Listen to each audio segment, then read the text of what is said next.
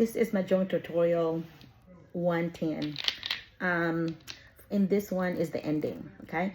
When you're about to be at the end, that means everybody's been going around. All these cards are all open now because you are at the end. Nobody's still winning.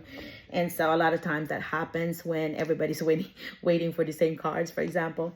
Or people are just better players. They would look for pasadas. Pasadas means it's already there. So they only throw the ones that's been there. That way they don't have possibility of getting train wrecked, which means you are responsible for somebody winning. Okay? So if you are responsible, if you're playing to 1 marker, 2 markers, 3 markers, then you have to pay 2 markers while the others will only pay 1.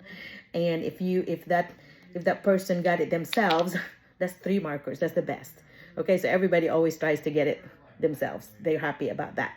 But at the end, if that's just very close to the end, and your card is really not waiting for anything, your card is really just, oh my gosh, so far away from winning, 2 or 3 steps away, I would rather have you throw away the pasadas, throw away the things that's already there, and don't try to make your card into a set because that's too late.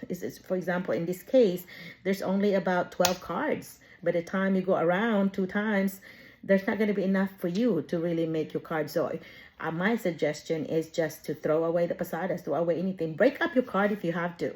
I've done that. I would break up the sets just so that the other people cannot get it, or I would not be responsible for somebody winning and have to pay 2 markers instead of 1.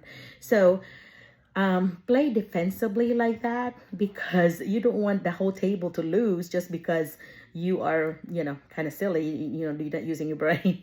I know you're smart, so you're not going to do that, but you're not going to throw away the winning card. So just kind of, play it safe when especially if your card's not even part of the game anyway. It's not even gonna be a possibility to win. So that's an advice. It could be a draw. So if a draw, that means nobody's winning. All the cards are gone, nobody's winning. So what you do is you file again, you start over, but then you're gonna dice off again. In some places they would just say, okay, if you're whoever the last winner was would now dice again. That means they we're pretending that you won again because no winner for this round. But in some places they would actually dice off again.